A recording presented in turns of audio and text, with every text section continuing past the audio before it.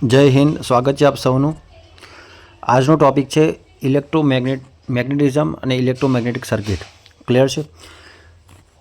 Magnetic circuit બનાવવા માટે સૌથી પહેલાં આપણી પાસે મેગ્નેટ હોવું જરૂરી છે. તો અલગ અલગ પ્રકારના મટીરિયલનો ઉપયોગ કરીશું આપણે. તમને ખ્યાલ જ હશે. નંબર 1 ડાયમેગ્નેટિઝમ, ત્યાર પછી પેરામેગ્નેટિઝમ, ફેરોમેગ્નેટિઝમ, એન્ટીફેરોમેગ્નેટિઝમ અને મેગ્નેટિઝમ. ક્લિયર છે? હવે ધ્યાન આપજો ખાસ. અહીંયા આપણે જે ચર્ચા કરવાની છે, જેમ કે ડાયાની વાત કરીએ, ડાયામેગ્નેટિઝમ, એમાં કયા કયા મટીરિયલનો ઉપયોગ કરીશું આપણે? તો જો યાદ રાખજો, એયુ છે. ક્લિયર છે? તો આ જે છે તમે યાદ રાખજો, આ ડાયામેગ્નેટિઝમ છે. પેરામેગ્નેટિઝમમાં શું આવશે? એલ્યુમિનિયમ આવશે. ક્લિયર છે? O2 આવશે, NO2 આવશે. ફેરોમેગ્નેટિઝમ, ફેરોમેગ્નેટિઝમ. તો ફેરોમેગ્નેટિઝમમાં યાદ રાખજો, Fe આવશે, H આવશે, હાઇડ્રોજન આવશે, CO આવશે, નિકલ આવશે. ક્લિયર થાય છે? આ બધા શામાં આવશે? ફેરોમેગ્નેટિઝમ. એન્ટીફેરોમાં કયા કયા આવશે? એન્ટીફેરોમાં આવશે Mn, ત્યાર પછી Cr, ક્રોમિયમ આવશે. ક્લિયર છે? પછી આ રીતે બી એક્ઝામ આપેલું હોય કે MnO કયા પ્રકારનું મટીરિયલ છે, CO, ત્યાર પછી તમે જુઓ NiO2. યાદ રાખજો, આ બધા કમ્પાઉન્ડનો આપણે ઉપયોગ કરીને એન્ટીફેરોમેગ્નેટિઝમ મટીરિયલ આપણે બનાવીશું. ક્લિયર થાય છે? ત્યાર પછી ફેરોમેગ્નેટિઝમ, Fe2O3. આ સૂત્ર યાદ રાખજો ભાઈ ખાસ. કયું? Fe2O4 યાદ રાખજો. ક્લિયર થાય છે? ક્વેશ્ચન પર જોઈએ. ચુંબક માટે નીચેના પૈકી કયો ગુણધર્મ સાચો નથી? તો જુઓ અહીંયા શું કહે છે, તેની આકર્ષણ શક્તિ પોલ પર વધારે હોય છે. તો આ સાચું છે. તેને મુક્ત રીતે લટકાવતા ઉત્તર દક્ષિણ દિશામાં સ્થિર થાય છે. સાચું છે. તે હંમેશા બે પોલનું અસ્તિત્વ ધરાવે છે. બિલકુલ સાચી વાત છે. પણ અહીંયા જો તેને ગરમ કરવાથી, ટીપવાથી, તેને ઊંચાથી પડવા દેવામાં આવે તો તેના ચુંબકત્વમાં કોઈ ફરક પડતો નથી. અરે ભાઈ, એનું ચુંબકત્વ જે હશે નાશ થઈ જશે. આ યાદ રાખજો ભાઈ. આપણે બચપનમાં તમને ખ્યાલ જ હશે, ચુંબકને ટીપીએ બરાબર, તો એ ચુંબકત્વ જે હશે એના લક્ષણો જે છે એ નાશ થઈ જશે. તો આન્સર શું આવશે આમાં? શું આવશે ભાઈ? ડી આન્સર આવશે. નેક્સ્ટ વાત કરીએ. ચાલો, આ શું, જો આ મેગ્નેટ આપેલું છે, આની જે મેગ્નેટિક ફિલ્ડ જે હશે, લાઇન, એ નોર્થથી સાઉથ જશે. ક્લિયર થાય છે? પરીક્ષામાં કેવું ક્વેશ્ચન પૂછાય કે મેગ્નેટની અંદર, ભાઈ અંદરની વાત કરું છું, અંદર જે હશે સાઉથથી નોર્થ તરફ જશે ભાઈ. ક્લિયર થાય છે? નોર્થ, દેખો આ બહારની સાઈડ જે મેગ્નેટિક ફિલ્ડ હશે ને એ N થી S તરફ જશે, પણ અંદર જે મેગ્નેટની અંદર હશે S થી N તરફ જશે. આ વસ્તુ તમે યાદ રાખજો. ચલો, અહીંયા આ વસ્તુ શું બતાવે છે એમ ક્વેશ્ચન પૂછ્યો છે. ચલો, તો તમે જુઓ, અહીંયા જોઈને ખ્યાલ આવી જશે શું દર્શાવે છે આ. તો આ 2 પોલ દર્શાવે છે. શું દર્શાવે છે? આન્સર શું આવશે? 2 પોલ દર્શાવે છે. નેક્સ્ટ વાત કરીએ. ચુંબક દ્વારા પ્રબળ આકર્ષણ પામતા પદાર્થને કયા પ્રકારમાં વર્ગીકૃત કરાય છે? ચુંબક દ્વારા પ્રબળ આકર્ષણ પામતા પદાર્થને કયા પ્રકારમાં વર્ગીકૃત કરાય છે? શું આવશે ભાઈ આન્સર આમાં? બોલો ભાઈ, આન્સર શું આવશે આમાં? તો ફેરોમેગ્નેટિક મટીરિયલમાં. શું આવશે? ફેરોમેગ્નેટિક મટીરિયલમાં. નીચેના ભાઈ કયો પદાર્થ ફેરોમેગ્નેટિક છે? કયો પદાર્થ ફેરોમેગ્નેટિક છે ભાઈ? હમણાં આપણે ચર્ચા કરી. શું આવશે?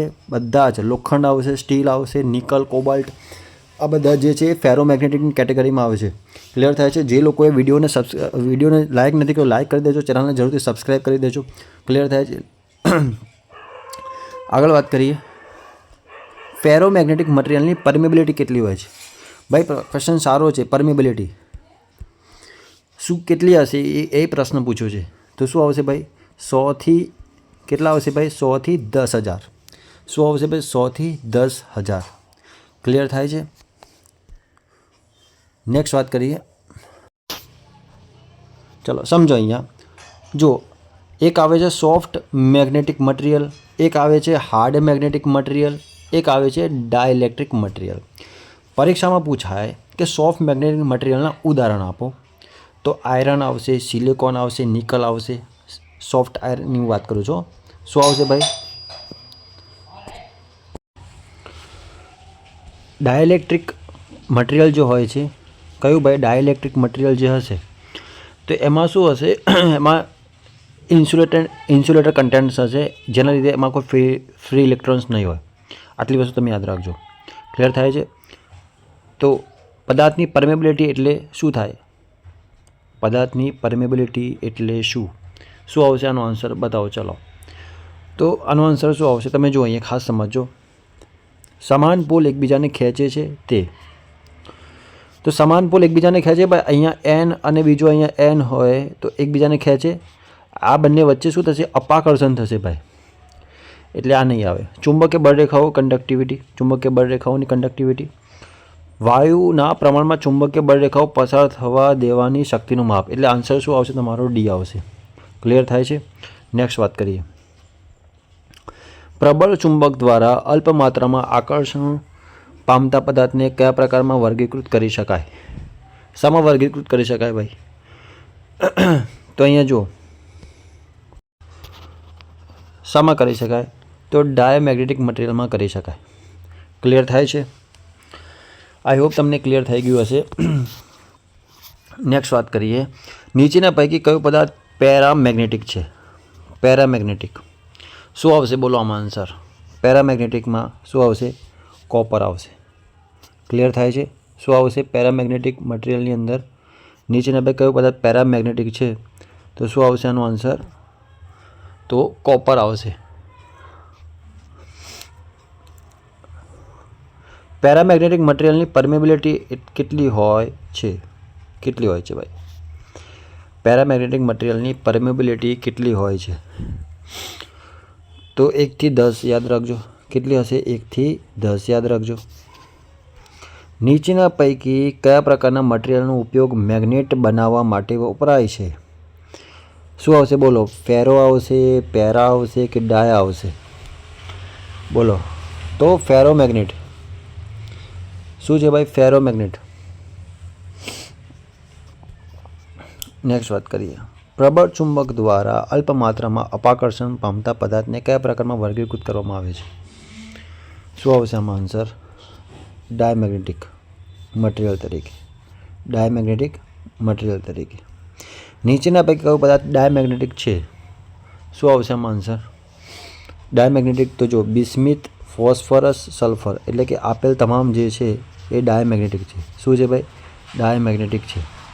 ડાયમેગ્નેટિક મટીરિયલની પરમેબિલિટી કેટલી હોય છે? કેટલી હોય છે ભાઈ? તો 1 થી ઓછી હશે. કેટલી હશે ભાઈ? 1 થી ઓછી હશે. નીચેના ભાઈ કયું મટીરિયલ સૌથી વધારે ડાયમેગ્નેટિક છે? શું આવશે આમાં આન્સર? તો બિસ્મિથ. કયું મટીરિયલ સૌથી વધારે ડાયમેગ્નેટિક છે? તો બિસ્મિથ આવશે. નેક્સ્ટ વાત કરીએ. કુદરતી ચુંબક માટે નીચેના પૈકી કયું ખોટું છે? તો જો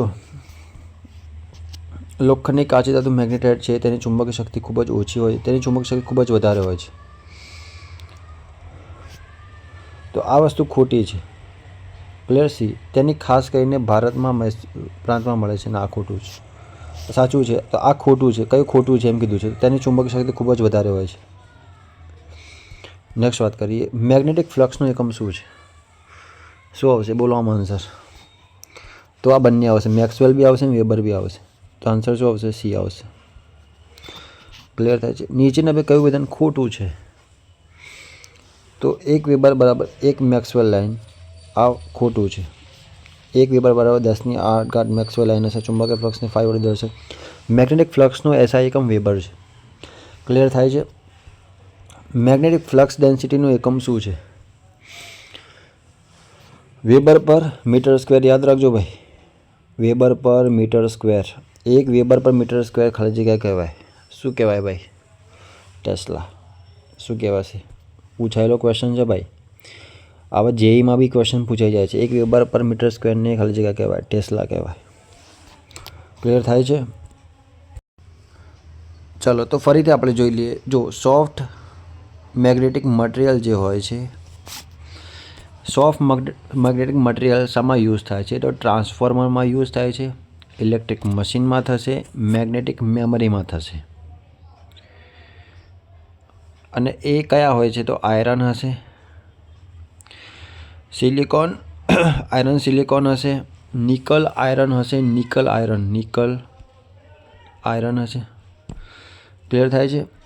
પછી જો હાર્ડ મેગ્નેટિક મટીરિયલ, કયા હાર્ડ મેગ્નેટિક મટીરિયલ, તો આ હાર્ડ મેગ્નેટિક મટીરિયલ જે હોય છે એનું પરમેનન્ટ મેગ્નેટ જે હોય છે એ હાર્ડ મેગ્નેટિક મટીરિયલ હોય છે. પરમેનન્ટ મેગ્નેટ જે હોય છે હાર્ડ મેગ્નેટિક મટીરિયલ હોય છે.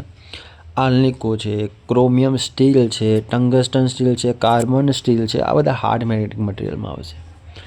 ક્લિયર થાય છે.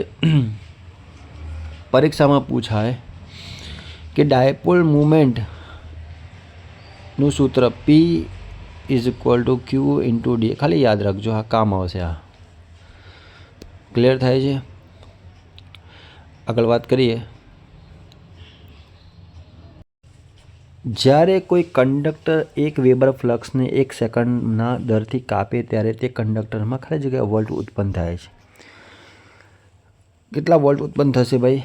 તો 1 વેબર છે તો ડેફિનેટલી 1 સેકન્ડની વાત કરીએ છીએ તો 1 જ વોલ્ટ ઉત્પન્ન કરે. સીધી વસ્તુ, કોમન સેન્સવાળો ક્વેશ્ચન.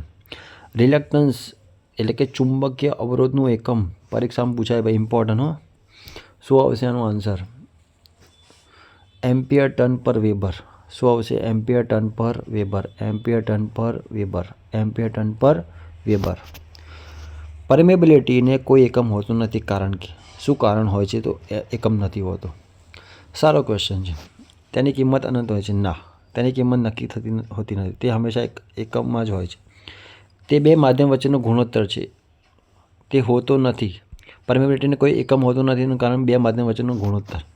ક્લિયર થાય છે. મેગ્નેટમાં હંમેશા કેટલા પોલ અસ્તિત્વ ધરાવે છે? શું ક્વેશ્ચન પૂછો છો ભાઈ? મેગ્નેટમાં હંમેશા કેટલા પોલ અસ્તિત્વ ધરાવે છે? તો 2 પોલ અસ્તિત્વ ધરાવે છે. જે મટીરિયલની રિટેન્ટિવિટીનું મૂલ્ય ઓછું હોય તેનો ઉપયોગ શામાં કરીએ છીએ ભાઈ?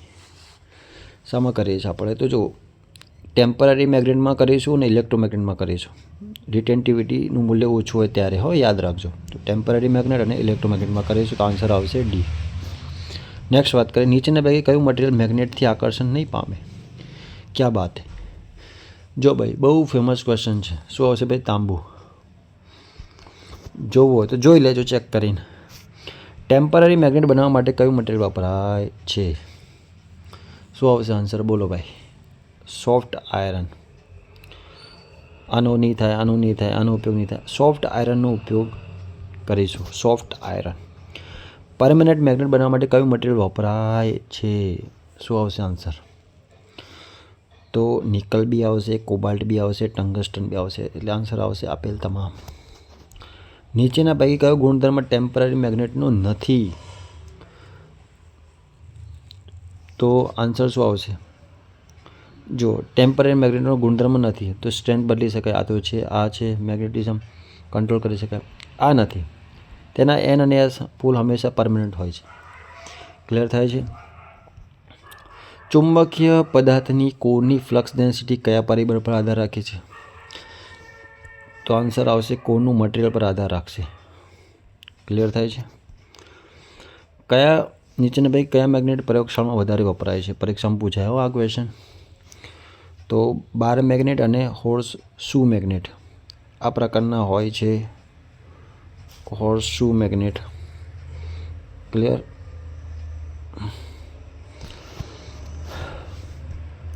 તો આપણે આ 30 પ્રશ્નો ડિસ્કસ કર્યા. કમેન્ટ કરજો. ક્લિયર છે. ચેનલને સબસ્ક્રાઈબ કરજો. ઓકે. જય હિન્દ.